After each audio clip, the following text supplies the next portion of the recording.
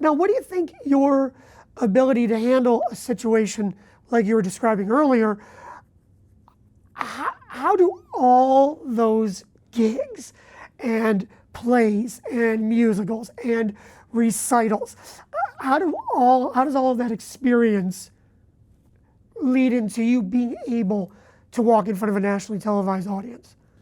I think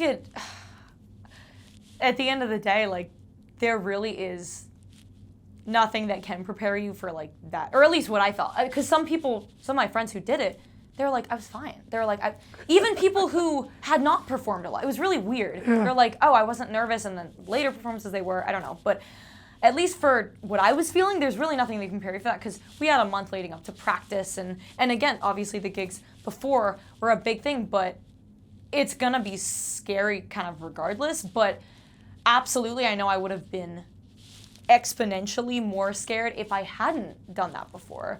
Right. If you didn't have the experience. The experience, exactly. You can almost fall back on the experience. Yes. In that moment, you breathe, and you go, look, I've done this a million times.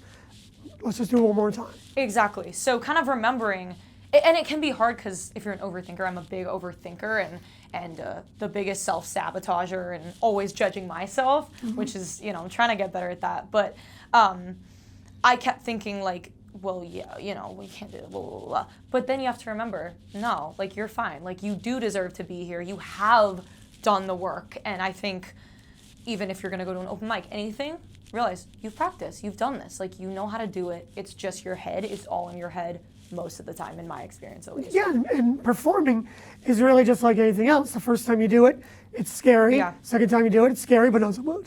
Yeah. Next time you do it, it's just sort of, you just get used to feeling uncomfortable in a way. Like, okay, I'm on stage, I'm uncomfortable. Oh, but I've done this before. Right. And then eventually you just become more comfortable, wouldn't you say? Absolutely, yeah. No, every time, and you also obviously learn more as you do it. You learn different things of like, okay, well, I can, work on this. I can do this better.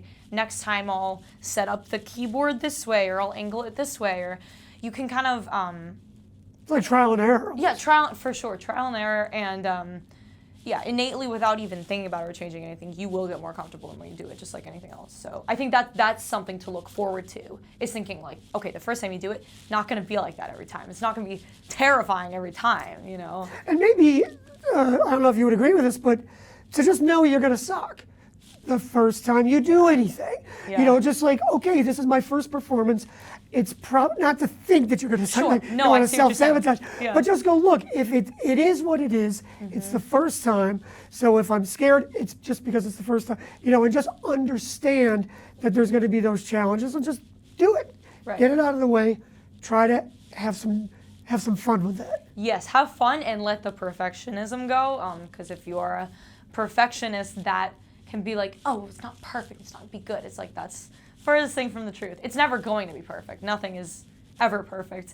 But getting that mentality of like, oh, it has to be this, this, this, and this.